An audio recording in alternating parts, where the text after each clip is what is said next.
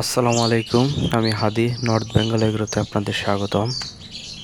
আজকে আমাদের গাভীটিকে একটি ব্রাকের ক্রস ভুল দ্বারা এআই করিয়েছি। এর আগেও কয়েকবার এআই করানো হয়েছে, কিন্তু কনসেপ্ট করে না। এবার মাঝখানে একবার ডাকে আসছিল, তখন আমরা এআই না করিয়ে এটাকে কৃমিনাশক ও মিনারেল সাপ্লিমেন্ট দিয়েছি। আবার 21 দিন পরে হিটে আসছে। এখন আমরা একটি ক্রস বুল দ্বারা ইনসেমিনেশন করেছি। যদিও আমাদের ফার্মের যত লাল গরু আছে সবগুলো আমরা সেল করে দিয়ে আস্তে আস্তে ফ্রিজিয়ান গরুগুলো কালেক্ট করব। আমাদের টোটাল 4টা লাল গরু আছে। এই গরুগুলো ইনশাল্লাহ কয়েক মাসের মধ্যে বিক্রি করে দিব। এর প্রস্তুতি নিতেছি, এই কারণে 1 বিঘা জমির মতো আমাদের ঘাস লাগানোর প্রস্তুতি চলতেছে। আজকে আপনাদের এই ভিডিওর মধ্যেই দেখাবো যে কীভাবে আমরা ঘাসের কাটিং করতেছি। যারা আমাদের চ্যানেলটিতে নতুন আসছেন তারা একটা সাবস্ক্রাইব করে দিয়ে পাশেই থাকবেন। চলেন আপনাদের এখন আমাদের ঘাসের জমিতে নিয়ে যাই।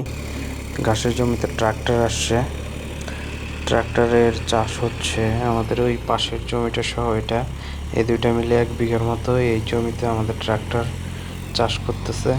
এখানে আমরা পানির ঘাস লাগাবো, অজানা হাইব্রিড, যেহেতু এগুলো নিচু জমি, আর কয়েকদিন পরে বর্ষায় ডুবে যাবে।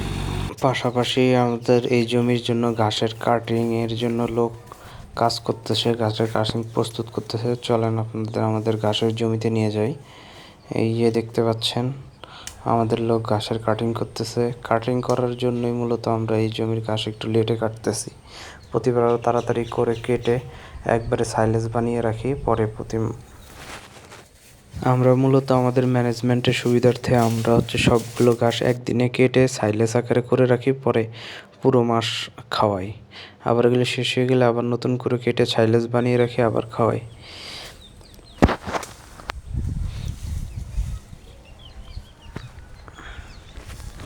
এবারে ঘাসগুলো অনেক বড় হয়ে গেছে। আমরা আমাদের সবগুলোই নিচু জমি, যার কারণে আমরা অজানা হাইব্রিড, যে নামটা আছে সুপার নেপিয়ারও বলে অনেকেই, এই অজানা হাইব্রিড ঘাসটা আমরা চাষ করেছি।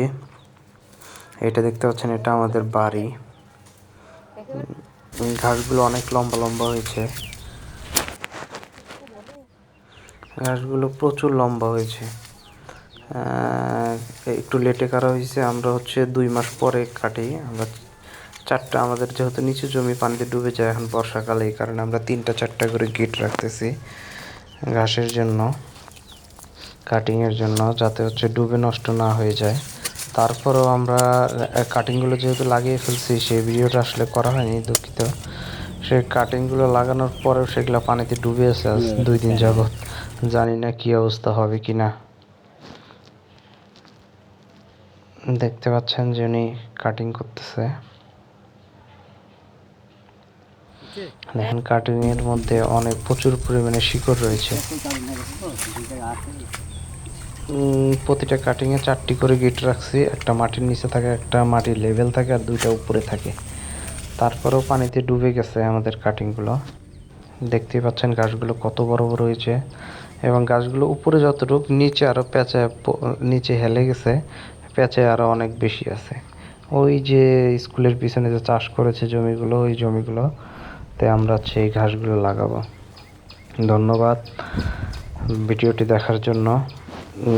পরবর্তীতে এরকম রেগুলার ভিডিওর আপডেট পেতে আমাদের পেজটি ফলো দিয়ে সাথে থাকুন, আর ইউটিউবে দেখলে সাবস্ক্রাইব করে সাথে থাকুন। ধন্যবাদ।